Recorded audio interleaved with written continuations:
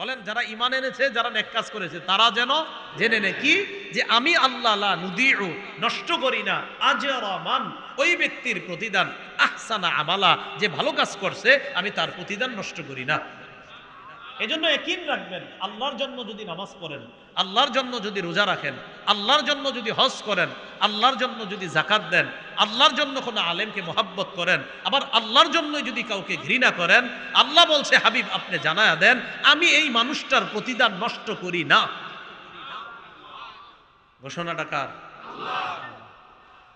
তাহলে আমাদেরকে যদি আল্লাহ জান্নাত দেয় সেখানে কি হবে? আল্লাহ বলে উলাইকা লাহুম জান্নাতু আদ, তাদের জন্য রয়েছে জান্নাতু আদনিন, চির সুখের চিরস্থায়ী বসবাসের ঠিকানা জান্নাত। এখানে আল্লাহ বলছে জান্নাতু আদ, কি বলছে? জান্নাতু আদ, চিরস্থায়ী বসবাসের চির সুখের ঠিকানা জান্নাত। তাজরি মিন তাহতিহিমুল আনহার, এরা যখন তাদের বাগান সমূহের মধ্যে থাকবে, তারা যখন মনে রাখবেন জান্নাত কিন্তু একটা, এটা আবার কি বললাম, কয়টা? জান্নাত বিশাল বড় এক বালাখানা। হ্যাঁ, এই জান্নাতের মধ্যে আপনার কারো বালাখানা হবে 5টা, কারো 10টা, কারো 20টা, আরো বেশি হতে পারে। একাধিক জান্নাত, জান্নাত মানে বাগান, শুধু জান্নাতুল অর্থ বাগান, জান্নাত মানে বাগান সমূহ। মনে রাখবেন আল্লাহ যে চির সুখের একটা ঠিকানা দিবে, এটা বিশাল বড় এক জান্নাত। এটার মধ্যে শ্রেণী বিভাগ থাকবে, একদল নিচে আর একদল উপরে, আর একদল উপরে। সুবহানাল্লাহ, কি থাকবে? শ্রেণী। এটা হাদিস মনে পড়ছে, শোনাই। ইবনে মাজার বর্ণনা, 96 নম্বর হাদিস। এই হাদিসের বর্ণনাকারী আবু সাঈদ খুদরি রাদিয়াল্লাহু তাআলা আন, তিনি বলেন ক্বালা রাসূলুল্লাহ সাল্লাল্লাহু আলাইহি ওয়াসাল্লাম ইন্না আহলাদ দারাজাতিল উলা ইয়ারাহুম মান আসফালা মিনহুম, জান্নাতের মধ্যে ঊর্ধ্বে যারা থাকবে তাদেরকে নিম্নে যারা থাকবে তারা স্পষ্ট দেখতে পাবে। নবীজি কয় কেমন দেখতে পারবে জানো? কামা ইউরাল কাওকাবুত তাওয়া কামা ইউরাল কাওকাবুত তালিউ ফিল উফুকি মিন আফাকিস সামা, আসমানের মধ্যে তারকাগুলো যেমন স্পষ্ট দেখা যায়, নিচের জান্নাতীরা উপরে যারা থাকবে তাদেরকে ঠিক আকাশের স্পষ্ট তারার মতো স্পষ্ট দেখতে পাবে। উপরে যারা আছে বসেরা থাকবে, হ্যাঁ ঠিক আছে, আছে এরকম। নিচে যারা, এখন ঘটনা হলো নবীজি বলেন শোনো, উপরে যারা থাকবে ওয়া ইন্না আবা বকরিন ওয়া উমর মিনহুম, আমার আবু বকর আর ওমর কিন্তু ওই উপরে যারা তাদের সাথেই থাকবে। না, নবীজি কয় না না, কিসের তাদের সাথে? ওয়া আন আমা, বরং তাদের চেয়ে আরো ঊর্ধ্বে থাকবে। প্রথমে বলছে তাদের সাথে, পরে বলে না না আন আমা, আরো উপরে। আল্লাহ কথাগুলা বোঝার তৌফিক দান করুন। তাহলে কি বুঝলাম? জান্নাতের মধ্যে শ্রেণী বিভাগ হবে, নিচে হবে, উপরে হবে। আল্লাহ কোনো মতে জান্নাতে যাওয়ার তৌফিক দান করুন। একবার যাইতে পারলে হইছে, কোনো মতে যাইতে হবে না, কিন্তু একদম উপায় নেই। কারণ সামান্য সময় আপনার জান্নাত ছাড়া বিকল্প কোনো জায়গায় যদি রাখে, একদম অবস্থা খারাপ। পুলসিরাতের উপরে হাঁটতে গিয়ে যদি পড়ে যান, আল্লাহ না করেন, আল্লাহ না, আল্লাহ এই মুহূর্তে আমাদের সবার নামগুলা জান্নাতীদের খাতায় লিখে দেন। অসম্ভব, সম্ভব না জাহান্নামের আযাব ভোগ করা। রাসূলুল্লাহ সাল্লাল্লাহু আলাইহি সাল্লাম বলেন আল বারাকাতু মা আকাবিরিকুম, বরকত তোমাদের আকাবির বুজুর্গ যারা আছে তাদের সাথে বরকত, তোমাদের বড়দের সাথে তোমাদের বরকত। আব্দুল্লাহ ইবনে মাসউদ রাদিয়াল্লাহু তাআলা আনহু বলেন লা ইয়াজালুন নাসু বিখাইরিন মা আখাযুল ইলমা আন আকাবিরিহিম, মানুষ ততক্ষণ কল্যাণের মাঝে থাকবে যতক্ষণ তারা তাদের বড়দের থেকে বিদ্যা অর্জন করবে, জ্ঞান অর্জন করবে। এজন্য আমরা ছোটরা যারা আলোচনা পেশ করি, আমাদের আলোচনাটা মনে করবেন আপনারা কিছু ছাত্র, আমিও একজন ছাত্র, ছাত্ররা কিছু কথাবার্তা হবে। মূলত বড়দের মজলিসে বড়রা যে আলোচনাগুলো করে, সেই আলোচনাগুলোই ওই মাহফিলের প্রাণ হয়, প্রধান আলোচনা হয়, এবং সেই কথাগুলো থেকেই নেয়ামত অর্জন করে, নেয়ামত গ্রহণ করে নিজেদের জীবনে যেন সে আলোকে আমাদের জীবনটা আমরা আলোকিত করে কবরে যেতে পারি। আল্লাহ তৌফিক দান করেন। সূরা কাহফের ২৮ নম্বর আয়াতে কারিমা থেকে তেলাওয়াত করলাম। মনোযোগ দিয়ে শ্রবণ করব আমরা। রাসূলুল্লাহ সাল্লাল্লাহু আলাইহি সাল্লামের আশেপাশে গরিব সাহাবায়ে কেরাম বসা থাকে। গরিব, ধনীও আছে, আবার গরিব সাহাবীও আছে।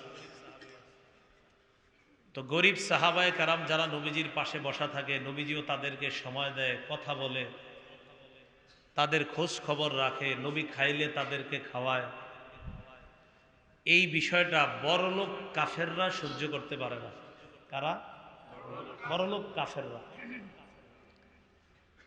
তো কাফেরদের মধ্যে যারা বড়লোক ধনী পর্যায়ের কাফের, তারা রাসূলুল্লাহ সাল্লাল্লাহু আলাইহি সাল্লামকে বলে, মুহাম্মদ সাল্লাল্লাহু আলাইহি সাল্লাম তো বলে যে, মুহাম্মদ তোমার পাশে যেই সমস্ত গরিবরা, এদের কারণে তো আমরা তোমার আশেপাশে গিয়ে যে তোমার দুই চারটা কথা শুনবো সেই সুযোগ পাই না। কারণ এই কাদেরকে বসায় রাখো?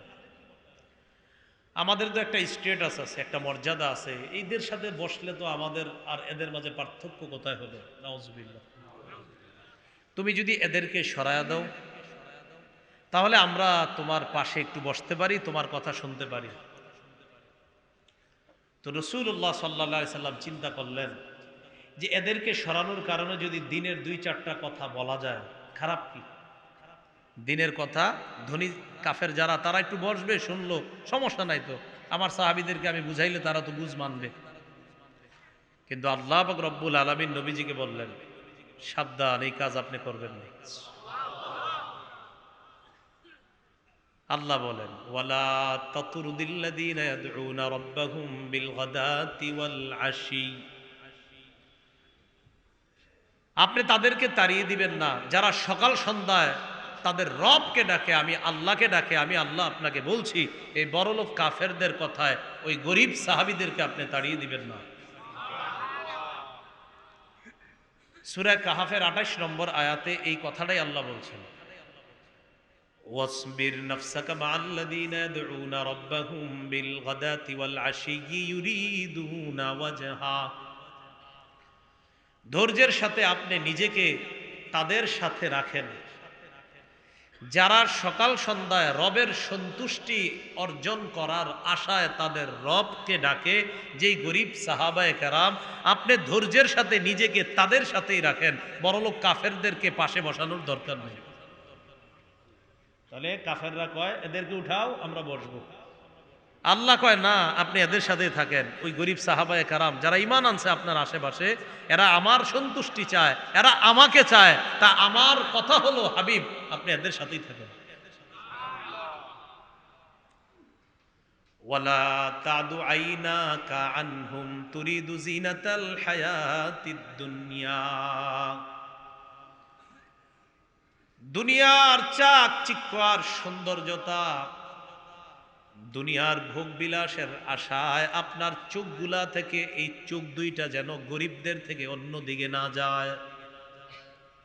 গরিব যারা, তাদের থেকে আপনার চোখগুলা, এই দুই চোখ, আইনা কা, আপনার চোখ দুইটা যেন অন্যদিকে না যায় পার্থিব কোনো আশায়। হাবিব আপনি এদের সাথেই থাকবেন। ওই বড়লোক কাফের টাফের এদের দিকে দেখা দরকার নেই। এরপরে আল্লাহ বলেন, ওয়ালা তুতি' মান আগফালনা কলবাহু আন যিকরিনা ওয়াত্তাবা'a হাওয়া ওয়া কানা আমরুহু ফুরুতা। আপনি ওই ব্যক্তির অনুসরণ করবেন না, মান আগফালনা কলবাহু আন যিকরিনা, যার কলবটা আমার জিকির থেকে গাফেল করে দিয়েছে, যার কলব আমার জিকিরের সাথে নাই, যার কলব আমার জিকির থেকে শূন্য হয়ে আছে, ওই ব্যক্তির অনুসরণ আপনি করবেন না। ওয়াত্তাবা'a হাওয়া, এবং যে ব্যক্তি নিজের কুপ্রবৃত্তির অনুসরণ করে, ওয়া কানা আমরুহু ফুরুতা, এবং যার কার্যকলাপ সীমা ছাড়িয়ে গিয়েছে, এর অনুসরণ আপনি করা দরকার নাই। খুব মনোযোগ দিব আমরা। তাহলে এখানে ধনী গরিবের একটা বিষয় আসছে, ঠিক না? এবার আল্লাহ বলে, হাবিব আপনার তো মনের আশা হলো যে এই কাফেরগুলো ঈমান আনলে তো ভালোই হয়, এটা আপনার মনের আশা।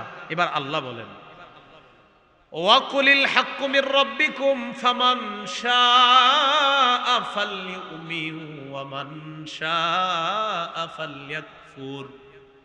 আপনি বলেন হক রবের পক্ষ থেকে এসে গিয়েছে, হক এখন স্পষ্ট কাফেরদের কাছেও, চাইলে ঈমান আনুক, চাইলে ঈমান না আনুক, আপনি আর আলাদা বলা দরকার নাই। হক কোনটা এই কাফেররাও এখন জানে, এদের মন চাইলে ঈমান আনুক, মন চাইলে ঈমান না আনুক। আপনি আর টেনশন করেন না। এদেরকে যে আবার বুঝাইতে হবে তা না, এরা জানে হক কোনটা। এই এলাকার সুদ যে হারাম কে না জানে? এরপরেও তো বয়ান হয় কি না? তাহলে বয়ান কেউ যদি করেও তাও সুদ হারাম, বয়ান যদি নাও করে তাও সুদ হারাম। সুদের হারাম হওয়াটা এখন সূর্যের আলোর মতো স্পষ্ট, ঠিক না কথাটা? হ্যাঁ, কেউ খায় কেউ খায় না, তো কেউ যারা খাইতেছে তাদের ব্যাপার, কবরে গিয়ে আল্লাহর সামনে এরপরে জবাব দিতে হবে। আর যারা খাইতেছে না তারা তো নিরাপদ। তা আল্লাহ বলতেছে ইমানের বিষয়টা এখন স্পষ্ট, মন চাইলে ইমান আনুক, মন না চাইলে ইমান না আনুক, ইমানের বিষয়টা এখন স্পষ্ট সত্য, আপনি আর টেনশন করেন না। এরপরে আল্লাহ কয় জালেমদেরকে বলে দিয়েন। জালেম কারা? যারা ইমান না আনবে। বলেন কারা? মানে ইমান যে সত্য এটা বুঝার পরেও যারা ইমান না আনবে। আবার বলছি, ইমান যে সত্য এটা বুঝার পরেও যারা ইমান না আনবে তারা জালেম। আল্লাহ বলেন ইন্না আ'তাদনা লিজ-জালিমিনা নারান আহাতা বিহিম সুরাদিকুহা। আমি জালেমদের জন্য প্রস্তুত করে রেখেছি আগুন, নাউজুবিল্লাহ। আহাতা বিহিম সুরাদিকুহা, যে আগুনের দেয়াল তাদেরকে বেষ্টন করে রাখবে। নাউজুবিল্লাহ। দেয়াল যদি আগুনের হয় তো আগুন কেমন একটু চিন্তা করেন। দেয়াল কিসের? আগুনের দেয়াল তাদেরকে বেষ্টন করে রাখবে, এমন আগুন ওই জালেমদের জন্য আমি প্রস্তুত করেছি। জালেম কারা? ইমান যে সত্য, এই সত্য জানার পরেও যে ইমান না আনবে সে হলো জালেম। আমি তার জন্য এমন আগুন প্রস্তুত করেছি যেই আগুনে সে তো থাকবেই, আর চারপাশে যে দেয়ালটা থাকবে সেটাও আগুনের। আহাতা বিহিম, তাদেরকে বেষ্টন করে রাখবে, সুরাদিকুহা, আগুনের দেয়াল। নাউজুবিল্লাহ। এখন ওই আগুনের মধ্যে যখন থাকবে কারা? যারা ইমান সত্য জানার পরেও ইমান না আনে। এরা যখন আগুনে থাকবে, পানির পিপাসা লাগবে না আগুনে? তো লাগার পর পানি চাইবে আল্লাহর কাছে। এখন দেখেন আল্লাহ কি বলে, ওয়া ইয়াস্তাগীসু ইউগাসু বিমাইন কালমুহলি ইয়াশবিল ওয়ুজুহ বিসাশ শারাবু ওয়া সাআত মুরতাফাকা। এরা যখন পানি চাইবে, ইউগাসু বিমাইন কালমুহ, আল্লাহ বলেন তেলের নিচে যেই তেলটা কালো হয়ে যায়, এই কালো তেলের কালারের মতো পানি তাদেরকে দেওয়া হবে। তেলের নিচের কালো তেল একদম ওই তেলের মতো তাদেরকে পানি দেওয়া হবে। ইউগাসু, তাদেরকে পানি পান করতে দেওয়া হবে। কালমুহলি ইয়াশফিল ওয়ুজুহ, এই পানি যখন মুখের কাছে নিবে, নেওয়ার সাথে সাথে মুখগুলা ওই তেলের মধ্যে যে কালো অংশটা, এই অংশের তাপের কারণে ইয়াশফিল ওয়ুজুহ, তাদের চেহারাগুলা ঝলসে দিবে। শুধু চেহারার সামনে নিলেই তাপ এত ভয়ঙ্কর, চেহারা টেহারা সব ঝলসে দিবে। আল্লাহ কয় বিসাশ শারাব, এটা কতই না মন্দ পানি। ওয়া সাআত মুরতাফাকা, এটা কতই না মন্দ আশ্রয়স্থল। বলেন আগুনের মধ্যে যদি কারো আশ্রয় হয়, আর পানিটা যদি এমন হয় যে পানি মুখের কাছে নেওয়ার সাথে সাথে মুখ ঝলসে দিবে, এই পানিটা কি ভালো না মন্দ? আর এই আশ্রয়স্থলটা কি ভালো না মন্দ? এটাই বলছে আল্লাহ বিসাশ শারাব, পানিটাও কত খারাপ। ওয়া সাআত মুরতাফাকা, আর যেখানে আশ্রয় নিয়েছে ওই আশ্রয়স্থলটাও কত না মন্দ। নাউজুবিল্লাহ। বিপরীত দিকে যারা ঈমান এনেছে বলেন আলহামদুলিল্লাহ, বলেন আলহামদুলিল্লাহ, বলেন আমার সাথে আলহামদুলিল্লাহি বিনিআমাতিল ঈমান। আবার বলেন আলহামদুলিল্লাহ, আলহামদুলিল্লাহ আলা নিআমিল্লাহ, আলা নি'মাহ, আলাল ঈমান। আল্লাহর যত নেয়ামত, আল্লাহর নেয়ামত, ঈমানের নেয়ামত, সব নেয়ামত পাওয়ার কারণে আমরা রবের শুকরিয়া আদায় করলাম। এবার আল্লাহ আমাদেরকে কি বলে দেখেন, ইনশাআল্লাহ আমরা জান্নাতি হব ইনশাআল্লাহ। ইন্নাল্লাযীনা আমানু ওয়া আমিলুস সলিহাত, আল্লাহ আগের আয়াতে বললেন ঈমান সত্য, এটা স্পষ্ট হয়ে যাওয়ার পরেও যারা ঈমান আনে নাই তারা হলো জালেম।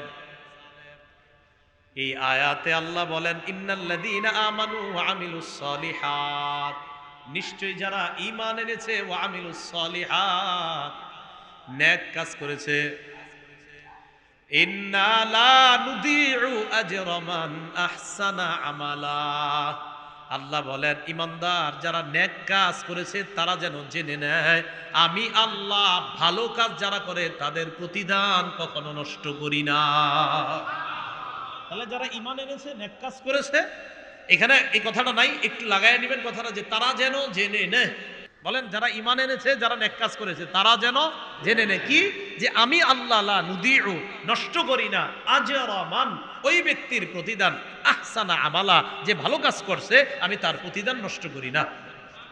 এজন্য ইয়াকিন রাখবেন আল্লাহর জন্য যদি নামাজ পড়েন, আল্লাহর জন্য যদি রোজা রাখেন, আল্লাহর জন্য যদি হজ করেন, আল্লাহর জন্য যদি যাকাত দেন, আল্লাহর জন্য কোনো আলেমকে মহব্বত করেন, আবার আল্লাহর জন্য যদি কাউকে ঘৃণা করেন, আল্লাহ বলছে হাবিব আপনি জানায়া দেন আমি এই মানুষটার প্রতিদান নষ্ট করি না।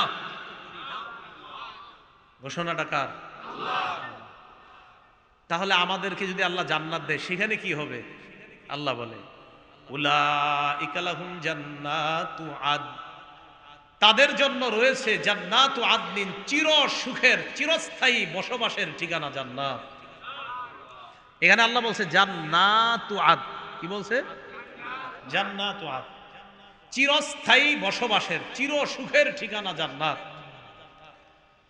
তাজরি মিন তাহতিহিমুল আনহার, এরা যখন তাদের বাগান সমূহের মধ্যে থাকবে, তারা যখন মনে রাখবেন জান্নাত কিন্তু একটা, এটা আবার কি বললাম কয়টা? জান্নাত বিশাল বড় এক বালাখানা। হ্যাঁ, এই জান্নাতের মধ্যে আপনার কারো বালাখানা হবে 5টা, কারো 10টা, কারো 20টা, আরো বেশি হতে পারে, একাধিক জান্নাত। জান্নাত মানে বাগান, শুধু জান্নাতুল অর্থ বাগান, জান্নাত মানে বাগান সমূহ।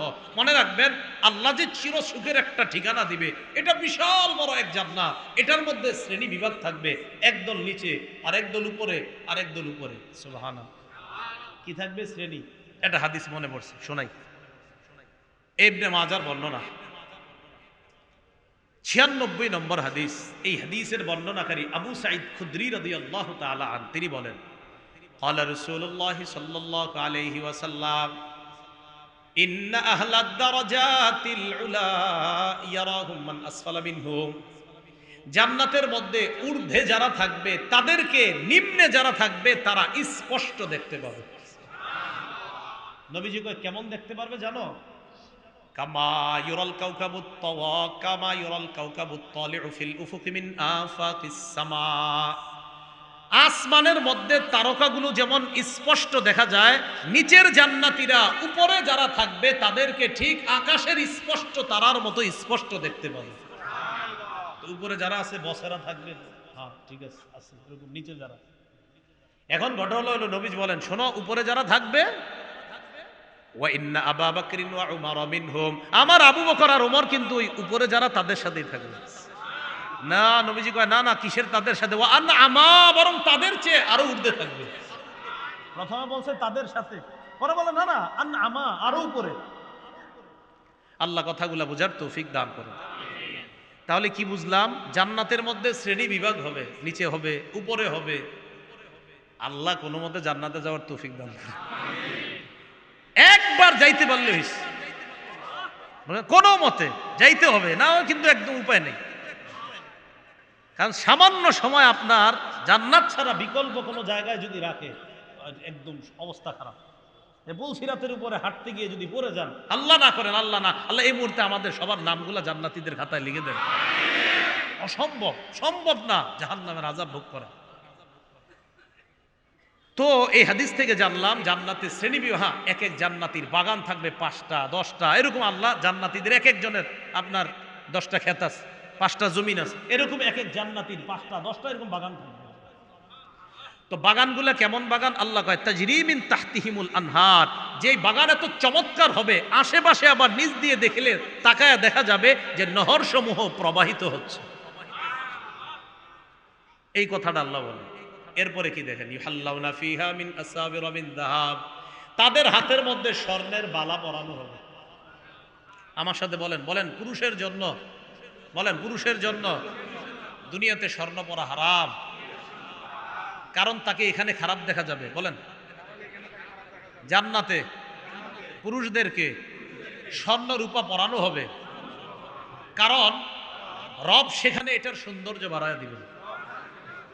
দুনিয়াতে পড়বেন এটা খারাপ দেখা যাবে, আখেরাতে কিয়ামত জান্নাতে আল্লাহ পড়াবেন এটা সুন্দর দেখা যাবে। সোজা হিসাব। রব যেখানে যেটা বলবে, যে আল্লাহ এখানে বলছে পড়ো না, এনে পড়বেন খারাপ, রব জান্নাতে পড়াবে সুন্দর। তাহলে আল্লাহ যেটা বলবে ওটা করা ওখানে সুন্দর, যেখানে করতে বলবে, যেখানে আল্লাহ নিষেধ করবে সেখানে সেটা করা খারাপ। তো দুনিয়াতে পুরুষদের জন্য স্বর্ণ হালাল না হারাম? এখানে এটা খারাপ। ঠিক এই বিষয়টাই জান্নাতে পরিধান করা, এটা আল্লাহ সৌন্দর্য বাড়ায় দিয়েছে। আল্লাহ কথাগুলা বোঝার তৌফিক দান করেন। তো রাসূলুল্লাহ সাল্লাল্লাহু আলাইহি ওয়াসাল্লাম বললেন জান্নাতে শ্রেণী হবে। আল্লাহ বললেন জান্নাতীদেরকে পরানো হবে স্বর্ণের বালা। আর কি? ওয়ায়ালবাসুনা সিয়াবান খুদরাম মিন সুন্দুসি ওয়া ইস্তাবরাক, তারা পরিধান করবে পাতলা এবং মোটা রেশমের সবুজ কাপড় পরিধান করবে। পাতলা এবং মোটা রেশমের সবুজ কাপড় পরিধান করবে। কিভাবে? এবার সবাই আমার দিকে তাকাইতে হবে। কক্সবাজার তো মাশাআল্লাহ মাঝে মাঝে যান, যায় এভাবে বাস, আহ কি এক ভাবসাব নেন। আল্লাহ বলে মুত্তাকিইনা ফিহা আলাল আরাইক, জান্নাতের মধ্যে সব জান্নাতীরা পাতলা মোটা রেশমের সবুজ কাপড় পইরা এইভাবে সিংহাসনের মধ্যে এইভাবে শরীরটা ফালায়া থাকবে। আহ বস এইভাবে থাকবে। আল্লাহ বলেন ইয়াতুফু আলাইহিম বিলদানুম মুখাল্লাদুন, শিশুরা তাদের সামনে কেতনিওয়ালা, যে দুনিয়ার মধ্যে আমরা চা খাই এরকম খাতলওয়ালা, এই যে কেতনি দেখা যায় না কেতনির মতো, তো এরকম কেতনি, এটার মধ্যে আপনার বিভিন্ন শরাবান তহুরার মতো থাকবে। এই শরাবান তহুরা নিয়ে শিশুরা তাদের সামনে ঘুরবে আর বসদেরকে গ্লাসে ঢাইলা খাওয়াবে। এই জন্য তো দুনিয়াতে আমরা মদ খাই না, কারণ ওখানে খাবো ইনশাআল্লাহ। তো এই জন্য এই আরাম পাইতে হইলে এখানে একটু কষ্ট করতে হবে। আল্লাহ বুঝার তৌফিক দান করে। তো আল্লাহ বলে তাদেরকে পরানো হবে স্বর্ণ, তারা পরিধান করবে রেশমের পাতলা মোটা সবুজ কাপড়। আর কি? মুত্তাকিইনা ফিহা আলাল আরাইক, এইভাবে না আমার বান্দারা পালনের মধ্যে এইভাবে হেলান দিয়ে থাকবে। কেন? তাই কারণ দুনিয়ার মধ্যে বিভিন্ন জায়গায় এরকম আয়োজন হইতো, গুনাহ হওয়ার কারণে আহারে হুজুর এই জায়গায় যাইতে পারে নাই, তো যেহেতু দুনিয়াতে যায় নাই তাই আল্লাহ সেখানে দিবে। এরপরে আল্লাহ বলেন নি'মাস সাওয়াবু ওয়া হাসুনাত মুরতাফাকা, প্রতিদানের দিক দিয়ে এটা কতই না উত্তম। ওয়া হাসুনাত মুরতাফাকা, আগে বলছিল সাআত মুরতাফাকা, যে আশ্রয়স্থল হিসাবে সেটা কতই না মন্দ। আর এখানে আল্লাহ বলে ওয়া হাসুনাত মুরতাফাকা, আশ্রয়স্থল হিসাবে ইমানদারদের জন্য জান্নাতটা কতই না উত্তম। বুঝেছেন? তাহলে জালেমদের জন্য কতই না মন্দ, আর ইমানদারদের জন্য কতই না উত্তম। তাহলে আশ্রয়স্থল দুনো দলেরই, এক দলের জাহান্নাম আর এক দলের জান্নাত। আল্লাহ জান্নাতি হওয়ার তৌফিক দান করেন। এরপরে আল্লাহ পাক রব্বুল আলামিন খুব সুন্দর একটা উপমা দিচ্ছেন। বলেন তো, আমি আলোচনা শুরু করছিলাম কয় শ্রেণীর মানুষ নিয়ে? দুই শ্রেণী, বড় লোক গরিব। এবার আল্লাহ পাক রব্বুল আলামিন একটা আলোচনা শুরু করতেছেন, হাবিব আপনি তাদেরকে দুই ব্যক্তির উপমা পেশ করেন। কয় ব্যক্তি? এক ব্যক্তি ধনী আর এক ব্যক্তি গরিব। তো উপমাটা পেশ করবে আল্লাহ। উপমার মধ্যে কি আছে আগে আমি সংক্ষেপে বলি, এরপরে আপনাদেরকে শোনাচ্ছি। উপমাটা হলো এমন, দুই ব্যক্তি, এই দুই ব্যক্তি সম্পর্কে তারা বন্ধু হয়। তাফসীরের কোনো কোথাও লিখেছে তারা সম্পর্কে ভাই হয়। দুই ব্যক্তি সম্পর্কে বন্ধু হয়। একটা তাফসীরে আসছে আপনার বর্ণনা অতটা মানে আপনার খুব যে সঠিক বর্ণনা এমন না, মোটামুটি শিথিল সনদে আসছে যে তারা দুই ভাই। বনি ইসরাইলের এক ব্যক্তির দুই ছেলে ছিল, এক ভাই ধনী আর এক ভাই গরিব। তো আমরা বন্ধু হিসাবে ধরে নিই, যেহেতু বন্ধু হিসাবে ধরলে এটা উলামায়ে কেরাম বলেন এটাই বেশি বিশুদ্ধ। তো এক বন্ধু ধনী আর এক বন্ধু গরিব। ধনী বন্ধুর আঙ্গুরের দুইটা বাগান। খুব মন দিয়ে বুঝলে তখন আপনাদের দৃশ্যটা মাথায় আসবে। আঙ্গুরের দুই বাগান, এই দুই আঙ্গুরের বাগানের চারপাশে খেজুর গাছ। আঙ্গুরের বাগান দুইটা, একদম চারোদিকে খেজুর গাছ, পুরা বাগানটা খেজুর গাছ দ্বারা বেষ্টিত, চারপাশে খেজুর গাছ, মাঝখানে দুইটা বাগান। একটু বুঝাইছিনি বাগান কয়টা? এবার দেখেন, একটা হলো এই পাশে বাগান আর একটা এই পাশে, এই মাঝখানে দেখেন তো এই জায়গায় এটা খালি আছে না? এইখানে আবার ক্ষেত, এই দুই বাগানের মাঝখানে আবার ক্ষেত, এটার মধ্যে ফসল হয়। এই ক্ষেতের আবার চারপাশে আপনার ছোট্ট ছোট্ট ড্রেনের মতো, ওই জায়গায় ড্রেন না, আপনার সুন্দর সুন্দর খাল করা, নহর করা, যেন সেখান থেকে পানি খেতে দেওয়া যায়, গাছে দেওয়া যায়। আল্লাহ জানে, বুঝছেন? দুই ব্যক্তি দুইটা বাগান, এক ব্যক্তির আঙ্গুরের দুই বাগান, আঙ্গুরের দুইটা এই যে বাগান, চারপাশে খেজুর গাছ, দুই বাগানের মাঝখানে আবার জমিন আছে। এই জমিনের চারপাশে আবার ছোট্ট ছোট্ট নহর আছে, যেন এখান থেকে পানি দিয়ে জমিনের মধ্যে দিলে ফসলগুলো সুন্দর হয়, ভালো হয়।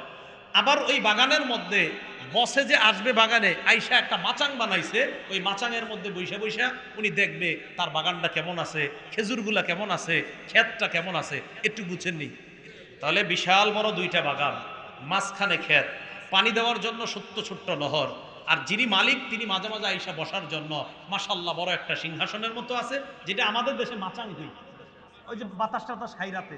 তো এটা ওইটা আল্লাহ কোরআনে মাচাং বলবে, এই জন্য বললাম মাচাং, সুবহানাল্লাহ। হ্যাঁ, আল্লাহ কোরআনে মাচাং বলবে। তো এরকম মাচাং আছে, মাচাঙের মধ্যে আইসা সে বসে। তো এই হলো ধনী বন্ধুর অবস্থা। তো এই ধনী বন্ধুর টাকা পয়সা হওয়ার কারণে গরিব বন্ধু একদিন আসছে, আসার পর কয়, বেটা তুই কি করলি জীবনে?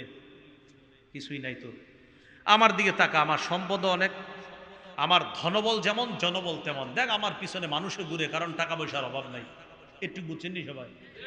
আচ্ছা, সম্পদ যদি আল্লাহ কাউকে দেয়, দেওয়ার পর ওই ব্যক্তি হালালভাবে এটা গ্রহণ করা, হালালভাবে এটা খরচ করা, না জায়েজের কিছু না, না জায়েজের কিছু না, হালালভাবে গ্রহণ করা, হালালভাবে খরচ করা। সহিহ বুখারী 6427 নম্বর হাদিসের মধ্যে আছে, রাসূলুল্লাহ সাল্লাল্লাহু আলাইহি সাল্লাম বলেন, এই পৃথিবীটা হলো সবুজ শ্যামল, এই পৃথিবীর সম্পদগুলা এমন, মান আখাযাহু বিহাক্কিহি ওয়া ওয়াদাআহু ফি হাক্কিহি, কেউ যদি দুনিয়ার সম্পদ সঠিক পন্থায় উপার্জন করে আর সঠিক খাতে ব্যয় করে, ফানি'মাল মাউনাতু হিয়া, নবীজি বলেন এটা কতই না উত্তম খরচ। ওমান আখাযাহু বিগাইরি হাক্কি, আর কেউ যদি এই দুনিয়ার সম্পদটা অন্যায়ভাবে গ্রহণ করে, কানা কাল্লাযী ইয়াকুলু ওয়া লা ইয়াশবাউ, সে ওই ব্যক্তির মতো যে খায় কিন্তু তৃপ্তি পায় না কখনো। তাহলে হালাল সম্পদ উপার্জন করলো আবার খরচ করলো, নবীজি কয় এটা কতই না উত্তম। আর হারাম সম্পদ একজন কামাই করলো, কিছু করে না, খালি খায়, নবীজি কয় এই খালি খাইতেই থাকবো, কোনোদিন তৃপ্তি হবে না, এটা বললো। তাহলে আমরা কি বুঝলাম? হালালভাবে সম্পদশালী হওয়া কি আছে? জায়েজ আছে। কিন্তু জায়েজ হওয়ার পরে, আপনার সম্পদ হওয়ার পরে যেন অহংকার না আসে। বলেন সবাই, কি না আসে? তাহলে আমার সাথে বলেন, বলেন পদমর্যাদা, টাকা পয়সা আমাদেরকে যেন অহংকারী না বানায়। ঠিক আছে না? রাসূলুল্লাহ সাল্লাল্লাহু আলাইহি সাল্লামের সাহাবী আবু বকর ওমর রাদিয়াল্লাহু তাআলা আনহুমা, তো এই দুই সাহাবীর মধ্যে একজন হযরত আবু বকর। মনে রাখবেন, সারা পৃথিবীতে নবীদের পরে শ্রেষ্ঠ মানুষ আবু বকর সিদ্দিক। আপনারা সুবহানাল্লাহ আসতে গেছেন মানে বিশ্বাস হইতেছে না? তাহলে হাদিস দিয়ে দলিল দিই, তখন বিশ্বাস হবে। ইবনে মাজাহ 106 নম্বর হাদিস, আলী রাদিয়াল্লাহু তাআলা আনহুর বর্ণনা। হযরত আলী বলেন, খায়রুন নাস বা'দা রাসূলিল্লাহি সাল্লাল্লাহু আলাইহি সাল্লাম আবু বকরিন। নবীজি সাল্লাল্লাহু আলাইহি সাল্লাম বলেন, হযরত আলী রাদিয়াল্লাহু তাআলা আনহু বলেন, শোনো পৃথিবীর মানুষ, আল্লাহর রাসূলের পরে এই পৃথিবীর শ্রেষ্ঠ মানুষ আবু বকর সিদ্দিক। ওয়া খায়রুন নাসি বা'দা আবি বকরিন উমর, এই পৃথিবীর মধ্যে হযরত আবু বকর সিদ্দিকের পরে শ্রেষ্ঠ মানুষ হযরত ওমর ফারুক। তো এবার বিশ্বাস হইছে নি? পৃথিবীতে নবীদের পরে শ্রেষ্ঠ কে? এরপরে শ্রেষ্ঠ কে? এই আবু বকর সিদ্দিকের ব্যাপারে নবীজি কি বলে দেখেন।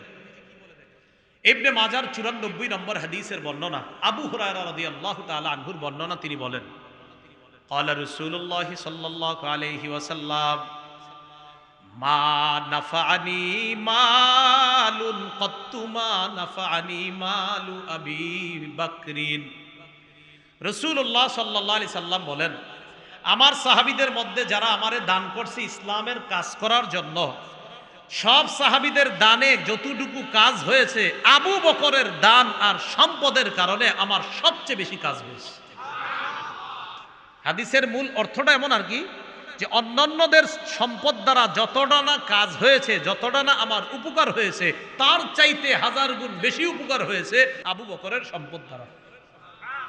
এখন শুনেন, আবু বকর সিদ্দিকের এই প্রশংসা করার কারণে, তো আমগো এই যুগে যদি আমারে বলতেন, হুজুর আমাদের আরিফ বিন হাবিব সাহেব এই সেই এরকম, তো আমি তো এরকম করবো, একটা ভাবসা বেঁচে গেছে। আবু বকর সিদ্দিক রাদিয়াল্লাহু তাআলা আনহু যখন শুনলেন যে আল্লাহ রাসূল বলছে আবু বকর আপনার সম্পদ দ্বারা নবীর বেশি উপকার হয়েছে, সাথে সাথে কান্না শুরু করে দিয়েছে। এখন বলেন তো আবু বকরের এই মর্যাদা তাকে কি অহংকারী বানাইছে না আরো বিনয়ী বানাইছে? আবু বকর সিদ্দিক কান্না করতে করতে বলে, হাল আনা ওয়া মালি ইল্লা লাকা ইয়া রাসূলুল্লাহ, হুজুর আমি আর আমার সম্পদ সবই তো আপনার।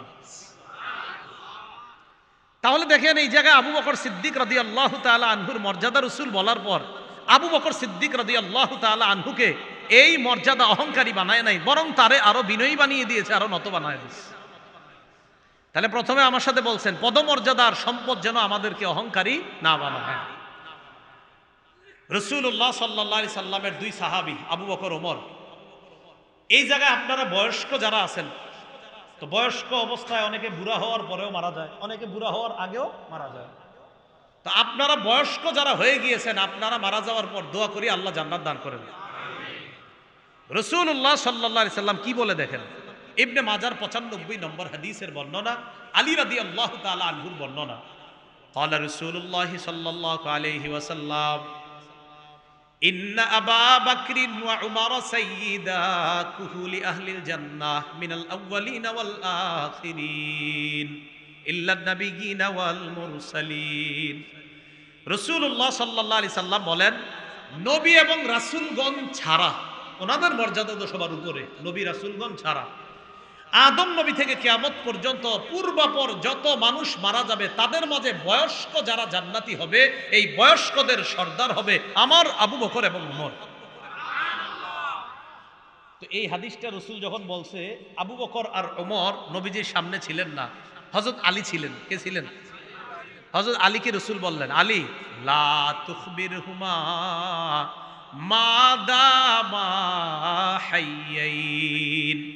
আলী, আবু বকর ওমর যতদিন জিন্দা থাকবে ততদিন তুমি তাদের দুইজনরে এই কথাটা বইলো না যে আমি বলছি তারা জান্নাতি বয়স্কদের সর্দার হবে, তুমি আবু বকর আর ওমরকে এই কথাটা বইলো না, তারা ইন্তেকালের পর বলতে পারো। হযরত আলী তারা যখন ইন্তেকাল করছে ওই দুইজন, তখন এই উম্মতকে জানায়া দিছে যে বয়স্কদের সর্দার হবে জান্নাতে আবু বকর এবং ওমর।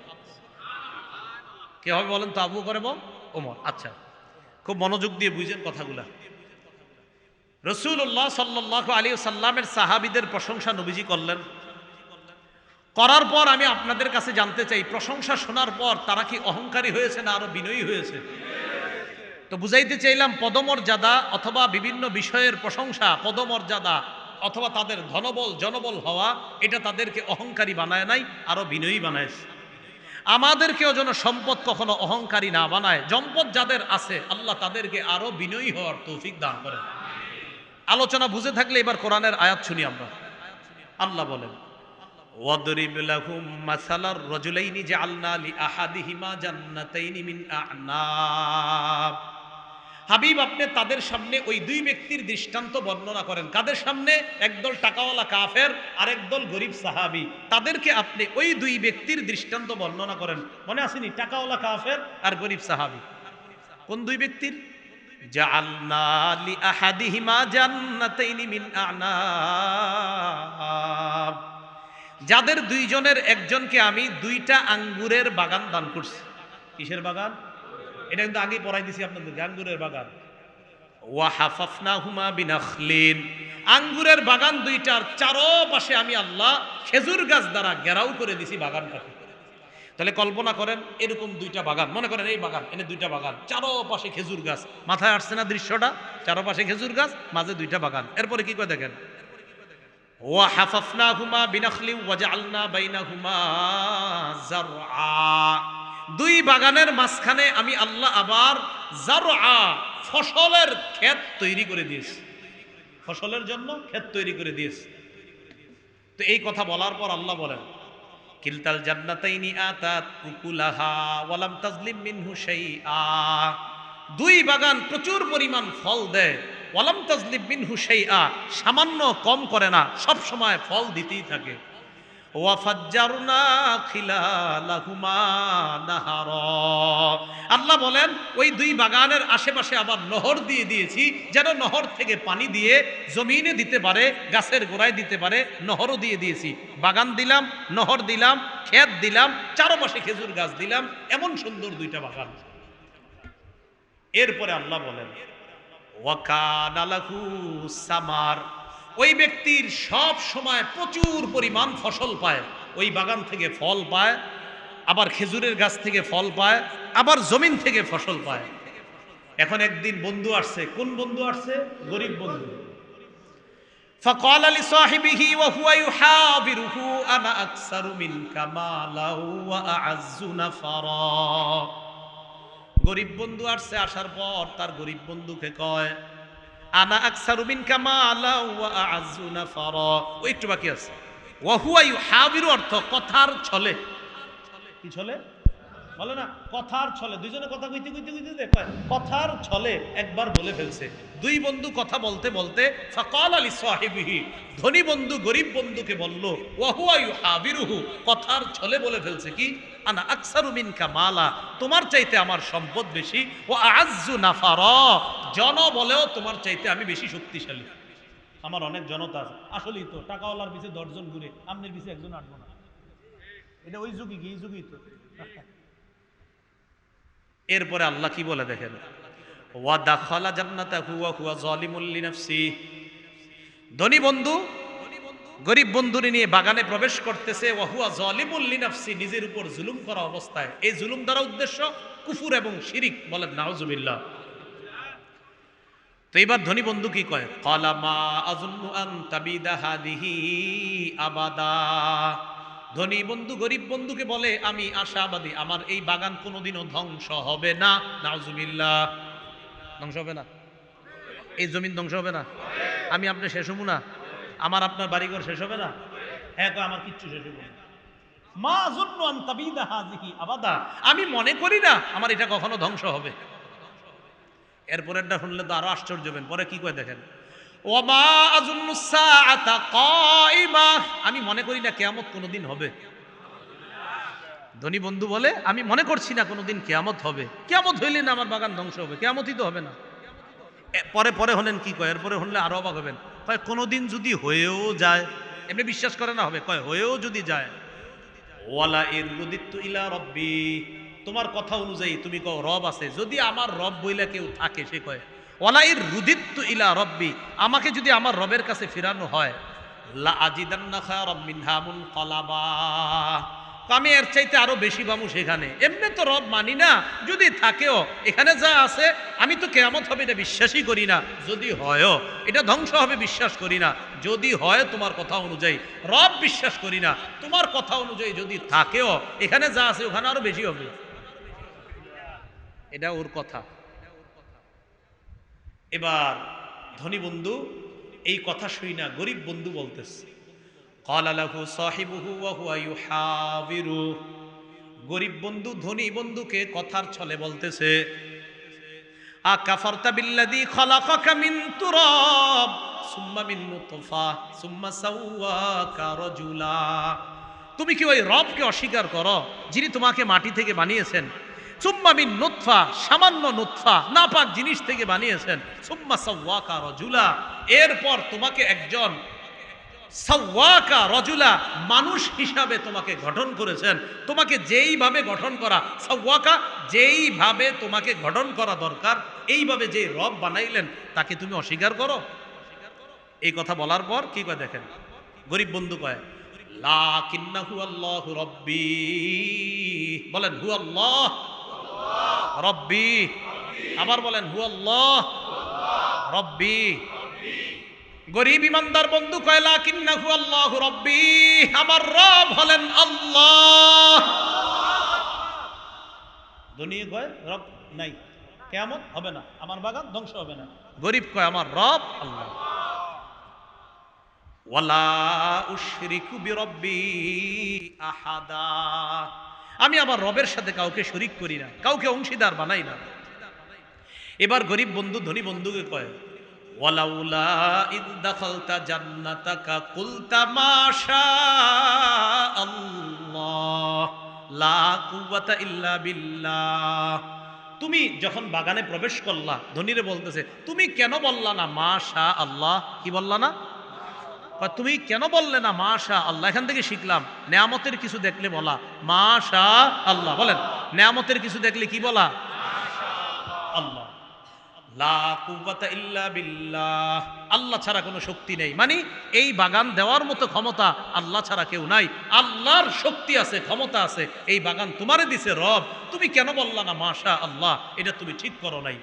এবার গরিব বন্ধু কয় ইন তারানি আনা আকাল্লা মিনকা মালা ওয়া ওয়ালাদা, যদিও তুমি আমাকে দেখছো আমার সম্পদ কম, ওয়া ওয়ালাদা আমার সন্তান কম, আমার সন্তানও নাই, সম্পদ নাই, আমি সন্তান নয়, তোমার মতো এত জনবল ধনবল আমার নাই, এটা যদিও তুমি কম দেখতেছো।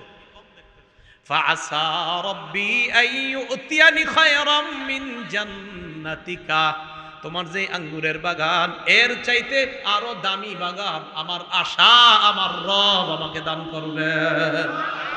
আশা রব্বি, আশাবাদী আমার রব, আইয়ুতিয়ানি আমাকে দিবে খায়রান উত্তম মিন জান্নাতিকা, তোমার এই বাগানের চাইতে। সুবহানাল্লাহ। তাহলে কাফের ইমানদার, কাফের কয় আমার অনেক কিছু আছে, ইমানদার কয় কিছু নাই। কাফের কয় আমার কিচ্ছু হবে না, ইমানদার কয় আমার রব আছে। কাফের কয় আমার আঙ্গুরের বাগান, ইমানদার কয় আমারে দুনিয়াতে আল্লাহ যা দিছে আলহামদুলিল্লাহ। কাফের কয় আমারটা শেষ হবে না, ইমানদার কয় তোমার চাইতে উত্তম রব আমাকে দিবে। মনে থাকবেন ইনশাআল্লাহ। আচ্ছা, কথা শেষ হয়নি, এরপরে কি কয় দেখেন, আও ইউরসিলা আলাইহা হুসবানাম মিনাস সামা ফাতুসবিহা সাঈদান জালাকা। কি হবে জানো? এমন হতে পারে, অথবা এমন হতে পারে ইউরসিলা আলাইহা হুসবান, তোমার এই বাগানের উপর আকাশ থেকে গজব আসবে। মিনাস সামা, আকাশ থেকে গজব আসবে, আসমান থেকে গজব আসবে। গজব আসার পর ফাতুসবিহা সাঈদান জালাকা, এই বাগান হয়ে যাবে সাঈদা, সাঈদান জালাকা কয় তরুহীন ভূমি, তরুহীন ভূমি, উদ্ভিদহীন ভূমি, কোন শাক সবজি ফসল ছাড়া ভূমি হয়ে যাবে আকাশের গজব আসলে। আও ইউসবিহা মাউহা গাওরা, অথবা পানি শুকিয়ে যাবে, ওই যে নহর আছে পানি দেওয়ার মতো, এই পানি শুকিয়ে যাবে। ফালান, এই তাকি উসমানী সাহেব এটার তর্জমা করছেন, মুফতি তাকি সাহেব এটার তর্জমা করছে। আও ইউসবিহা মাউহা গাওরা, এটার অনুবাদ হুজুর করছেন আল্লামা মুফতি তাকি উসমানী সাহেব, জাস্টিস আল্লাহ হযরতের হায়াতে তৈয়বা দান করেন। হযরত অনুবাদ করছেন অথবা তার পানি ভূগর্ভে চলে যাবে, ভূগর্ভে মানে যে পানিটা আছে আপনার এটা চলে যাবে, শুকিয়ে যাবে। তো হুজুর অনুবাদ করছেন এটা, আর মহিউদ্দিন খান সাহেব অনুবাদ করছেন অথবা তার পানি শুকিয়ে যাবে। মহিউদ্দিন খান সাহেব অনুবাদ করছেন পানি শুকিয়ে যাবে, আর তাকি উসমানী সাহেব বলছেন যে ভূগর্ভে পানিটা চলে যাবে। হযরত উর্দুতে করছেন, তো ওনার উর্দুর অনুবাদটা এমন ভূগর্ভে চলে যাবে। তো এই কথা বলার পর ফালান তাস্তাতি আলাহু তালাবা, তখন তুমি আর খুঁজা কিচ্ছু পাইবা না, এটার জন্য যে খুঁজা কিছু পাইবা, খোঁজার মতো কিছু পাইবা না। আর এরপরে দেখেন কি কয়, ওয়া উহিতা বিসামারি, বাস্তবিকই তার ফসলগুলা ধ্বংস হয়ে গেছে, নাউজুবিল্লাহ। ওই যে আঙ্গুরের বাগান শেষ, সব শেষ। এবার আমার দিকে দেন, ফাসবাহা ইউকাল্লিবু কাফাইহি, এই যে এমন করে এই যে হাত খোঁজাইতেছে, এই যে ইউকাল্লিবু কাফাইহি, এই যে হাত খোঁজাইতেছে, ফাসবাহা ইউকাল্লিবু কাফাইহি, সকালবেলা হাত খোঁজাইতেছে, কি হইল? আলামা আনফাকা ফিহা, বাগানে যা যা খরচ করছে আফসোস করতেছে, হায় হায় আমি না 1 লক্ষ টাকা বিনিয়োগ করছি, আমি না 5 লক্ষ বিনিয়োগ করলাম, আফসোস করে। এই যে ফাসবাহা ইউকাল্লিবু কাফাইহি মানে দুই হাত, ফাসবাহা ইউকাল্লিবু কাফাইহি, দুই হাতকে এইভাবে আপনার কসলাইতেছে, কসলাইতে কসলাইতে বলতেছে হায় হায় কি করলাম। আলামা আনফাকা ফিহা, যা খরচ করছে এটার উপর আফসোস করতেছে আমি কি করলাম। আরেকটা মনে আসেনি মাচাং, হ্যাঁ, ওয়াহিয়া খাবিয়াতুন আলা উরুশিহা, তাকায় দেখে পুরা বিরান বাগানে কিচ্ছু নাই, আলা উরুশিহা তার মাচাং সহ। ওই যে বসতো হযরত আয়েশা, বসে আয়েশা বসতো একটা, হ্যাঁ হ্যাঁ ওটাও শেষ। ওয়াহিয়া খাবিয়াতুন আলা উরুশিহা, যে মাচাং টাচাং যা বসার যত জায়গা সব শেষ। আল্লাহ আমাদেরকে বুঝার তৌফিক দান করেন। তাহলে দেখেন সব শেষ করে দিয়েছে আল্লাহ তাআলা। এবার কি করে দেখেন, ওয়ায়াকুলু ইয়া লাইতানি লাম উশরিক বিরাব্বি আহাদা, এখন ওই ধনী বন্ধু কয় হায় আমি যদি রবের সাথে শিরিক না করতাম, আমি যদি রবের সাথে শিরিক না করতাম। এখন বলতেছে ওয়ায়াকুলু ইয়া লাইতানি লাম উশরিক বিরাব্বি আহাদা, আল্লাহ বলে ওয়ালাম তাকুল্লাহু ফিআতুন ইয়ানসুরুনাহু মিন দুনিল্লাহ ওয়া মা কানা মুনতাসিরা। তার এমন কোন দল আর হইল না। আগে টাকা অবস্থায় কি ছিল? দল বল। এখন কিচ্ছু নাই। আলাম তাকুল্লাহু ফিআতা, এখন আর দল বল নাই। ইয়ানসুরুনাহু মিন দুনিল্লাহ, যাকে আল্লাহ ছাড়া কেউ সাহায্য করার মতো এখন আর কেউ নাই। আমা কানা মুনতাসির, নিজেও নিজেরে সাহায্য করতে পারতেছে না, এতটা সে অসহায় হয়ে গেছে। আল্লাহ কি কয় জানেন? হুনালিকাল ওয়ালায়াতু লিল্লাহিল হক, ওই সময়ে তোমাকে সাহায্য করতে পারে একমাত্র আল্লাহ। হুনালিকাল ওয়ালায়াতু লিল্লাহিল হক, তখন সাহায্য একমাত্র করতে পারেন কে? তাহলে এবার ভাবেন, আপনার টাকা পয়সা ধনবল জনবল সব ছিল, হঠাৎ কেউ নাই, গাড়ি বাড়ি কিচ্ছু নাই। আল্লাহ কয় আর কাউরে পাইবা না আমারে ছাড়া। হুনালিকাল ওয়ালায়াতু লিল্লাহিল হক, ওয়ালায়া রাজত্ব, কর্তৃত্ব, ক্ষমতা, সাহায্য করার ক্ষমতা তখন একমাত্র লিল্লাহিল হক, আল্লাহ। তাহলে এখান থেকে কি বুঝলাম বলেন তো? হুনালিকাল ওয়ালায়াতু লিল্লাহিল হক হুয়া খায়রুন সাওয়াবা, প্রতিদান দেওয়ার ক্ষেত্রে আল্লাহই উত্তম। হুয়া খায়রুন সাওয়াবা, আল্লাহ পাক রব্বুল আলামিন প্রতিদান দেওয়ার ক্ষেত্রে উত্তম। খায়রুন উকবা, এবং পরিণামের দিক থেকে, দেওয়ার দিক থেকে আল্লাহ পাক রব্বুল আলামিন সবচাইতে উত্তম প্রতিদান দান করেন। হুয়া খায়রুন ইনদা রাব্বিকা সাওয়াবা ওয়া খায়রুন আমালা আছে আরেকটা পরে। প্রতিদানের দিক থেকে তোমার রব উত্তম, আশা ভরসার দিক থেকেও আল্লাহ উত্তম। সুবহানাল্লাহ। এখন এই জায়গা থেকে আমরা যা বুঝলাম, টাকা পয়সা দেওয়ার পরে টাকা পয়সা হালালভাবে হওয়াটা দোষের না, অহংকারী হওয়া, পদমর্যাদা পাওয়ার পর অহংকারী হওয়া এটা দোষের। এই অহংকার আপনাকে ধ্বংস করে দিতে পারে। টাকা পয়সা হওয়ার পর হালাল খাতে যদি আপনি ব্যয় করেন এটাতে কোনো সমস্যা নাই। তাহলে কি শিখলাম? টাকা পয়সা আমার আপনার হতে পারে, বাকি এটা সঠিক জায়গায় ব্যয় করতে হবে, হালালভাবে খরচ করতে হবে। আল্লাহ তৌফিক দান করেন। এরপর আল্লাহ পাক রব্বুল আলামিন বলেন ওয়াদরিব লাহুম মাসালাল হায়াতিদ দুনিয়া কামা ইন আনজালনাহু মিনাস সামাই মাআন ফাখতালাতা বিহি নাবাতুল আরদ ফাআসবাহা হাশীমান তাজরুহুর রিয়াহ। আল্লাহ বলেন ওয়াদরিব লাহুম মাসালাল হায়াতিদ দুনিয়া, তাদের কাছে আপনি পেশ করেন দুনিয়ার দৃষ্টান্ত, পার্থিব জীবনের দৃষ্টান্ত। কামা ইন আনজালনাহু মিনাস সামা, এমন পানির মতো যেই পানি আমি আসমান থেকে নাজিল করলাম। ফাখতালাতা বিহি নাবাতুল আরদ, এই পানির সাথে জমিন মিশার কারণে, উদ্ভিদ পানির সাথে মিশার কারণে, আগে উদ্ভিদের যে অবস্থা ছিল ওই পানি আসার কারণে উদ্ভিদ আরো ঘন হয়েছে। আল্লাহ বলেন ঘন হওয়ার পর এক পর্যায়ে ফাসবাহা হাসিমা, এটা টুকরা টুকরা হয়ে যায়, চিটার মতো হয়ে যায়। তাজরুহুর রিয়াহ, বাতাস এটাকে উড়াইয়া নিয়ে যায়। আল্লাহ বলে দুনিয়ার দৃষ্টান্তটা এমন, খুব ভালো করে বুঝেন। আমরা দুনিয়াতে আসার পর 15 বছর 20 বছর 30 বছর পর্যন্ত কি পরিমাণ চিন্তা করেন ছিলাম, আমি মনে হয় মরমু না। কিন্তু একটা সময় দেখেন বার্ধক্যে যখন পৌঁছে গেলাম, আস্তে আস্তে আমি শেষের দিকে, ধ্বংসের দিকে। আল্লাহ বলে আসমানের পানি আসার পর দুনিয়ার যে উদ্ভিদগুলা যেমন ঘন হয়, এক পর্যায়ে চিটা হয়ে শেষ হয়ে যায়, তোমরা একটা সময় উৎফুল্ল থাকবা, একটা সময় তোমাদের অবস্থা হবে এমন তোমরা শেষ হওয়ার দিকে চলে যাইবা। এটাই আল্লাহ বুঝাইতেছেন ওয়া কানাল্লাহু আলা কুল্লি শাইইন মুকতাদিরা, সব কিছুর উপর আল্লাহ ক্ষমতাবান। আপনারা যেমন শক্তিশালী রাখছে আল্লাহ, এখন দুর্বলও আল্লাহ বানায়া দিতে পারেন। এই কথাটা আল্লাহ বুঝাইলেন যে নবী আপনি মানুষকে উদাহরণ দিয়ে বুঝান যে এই পৃথিবীর দৃষ্টান্তটা এমন, আমি আল্লাহ আসমান থেকে পানি নাজিল করলাম, আর এই পানির সংমিশ্রণে কিছু উদ্ভিদ ঘন হলো, ঘন হওয়ার পর এক পর্যায়ে উদ্ভিদগুলা চিটা হয়ে গেল, বাতাস এটাকে উড়াইয়া নিয়ে গেল।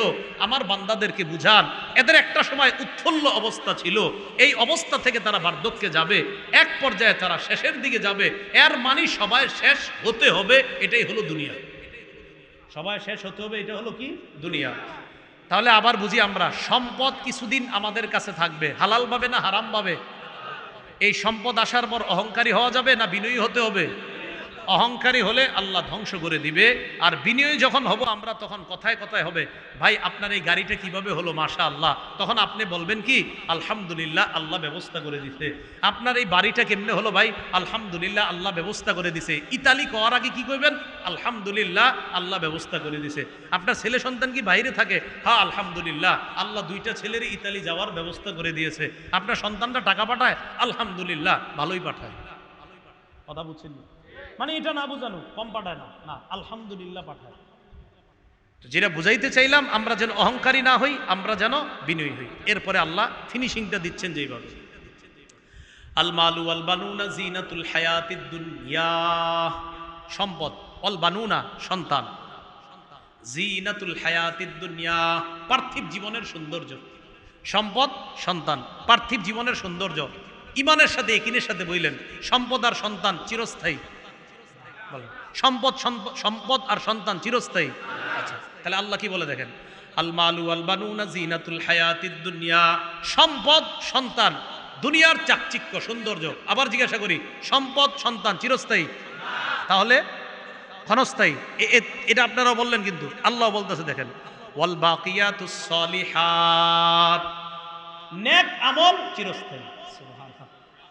সম্পদ সন্তান ক্ষণস্থায়ী। ওয়াল বাকিয়াতুস সলিহাত, ভালো যে নেক আমলগুলা হবে তোমার অবশিষ্ট থাকবে, যেটা আখিরাতে যাবে, ওয়া খায়রুন ইনদা রাব্বিকা সাওয়াবা, এটাই হবে আল্লাহর কাছে প্রতিদানের দিক থেকে অনেক উত্তম। তাহলে আমরা শেষে আল্লাহ যে কথাটা বললেন, সম্পদ সন্তান দুনিয়ার সৌন্দর্য, বাকি চিরস্থায়ী না। আমল নামা এটা হলো আখেরাতের সৌন্দর্য, ওটা চিরস্থায়ী। সন্তান সম্পদ ক্ষণস্থায়ী, এটা দুনিয়ার সৌন্দর্য। আমল নামা চিরস্থায়ী, এটা আখেরাতের সৌন্দর্য। আল্লাহ আমাদেরকে ওই চিরস্থায়ী আমল নামা নিয়ে কবরে যাওয়ার তৌফিক দান করে। এবার সর্বশেষ একটা হাদিস শুনেন। রাসূলুল্লাহ সাল্লাল্লাহু আলাইহি সাল্লাম বলেন, তাত্তাবিউল মাইয়িতা সালাসা, তিনটা জিনিস মরা ব্যক্তির সাথে, মৃত ব্যক্তির লাশের সাথে কবর পর্যন্ত যায়। কয়টা জিনিস? তিনটা জিনিস। আল মাল, এক নাম্বার সম্পদ, দুই নাম্বার ওয়াল আহাল, পরিবার। তাহলে আপনাদেরকে প্রশ্ন করি, সম্পদ পরিবার মানে সন্তান ধরেন, সম্পদ আর সন্তান চিরস্থায়ী ক্ষণস্থায়ী, কিসের সৌন্দর্য? দুনিয়ার। তাহলে দুনিয়ার এই দুইটা সৌন্দর্য আপনার লাশের সাথে কতটুক যাবে? আবার বলছি, সম্পদ আর সন্তান চিরস্থায়ী না ক্ষণস্থায়ী? যাবে কতটুকু লাশের সাথে? কবর। তিন নাম্বার ওয়াল আমাল, আমল নামা যাবে। তাহলে সম্পদ যাবে, পরিবার যাবে, আমল নামা যাবে। নবীজি বলেন ইয়ারজিউ ইসনান, দুইটা ফিরে আসবে, ওয়া ইয়াবকা ওয়াহিদ, একটা থাকবে। ইয়ারজিউল মালু ওয়াল আহাল, পরিবার সম্পদ ফিরে আসবে। তাহলে দুনিয়ার সৌন্দর্য যে দুইটা ফিরে আসছে। ওয়া ইয়াবকাল আমাল, আখিরাতের সৌন্দর্য থেকে যাবে। তাহলে লাশের সাথে তিনটা জিনিস যায়, পরিবার যায়, সম্পদ যায়, সন্তান যায়, আমল নামা যায়। তো দুইটা ফিরে আসে, পরিবার আর সম্পদ ফিরে আসে, আমল নামাটা থেকে যায়। রাসূলুল্লাহ সাল্লাল্লাহু আলাইহি সাল্লাম বলেন এই আমল নামাটাই কবরে যাবে। আর আল্লাহ কোরআনে বললেন দুনিয়ার সৌন্দর্য হলো তোমার সন্তান, দুনিয়ার সৌন্দর্য হলো তোমার সম্পদ, আখিরাতের সৌন্দর্য হলো আমল নামা। এটা নিয়ে যদি যাইতে পারো, আমি আল্লাহর কাছ থেকে উত্তম প্রতিদান পাইব। হুয়া খায়রুন ইনদা রাব্বিকা সাওয়াবা, এটাই তোমার রবের কাছে প্রতিদানের দিক থেকে উত্তম।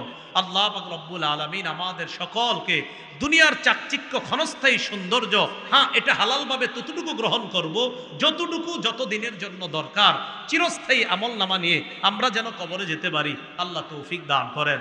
আমিন। ওয়া আখিরু দাওয়ানা আনিল হামদুলিল্লাহি রাব্বিল আলামিন। সুবহানাল্লাহি ওয়া বিহামদিহি, সুবহানাকাল্লাহুম্মা ওয়া বিহামদিকা আশহাদু আল্লা ইলাহা ইল্লা আনতা আস্তাগফিরুকা ওয়া আতুবু ইলাইক। আলহামদুলিল্লাহি রাব্বিল আলামিন।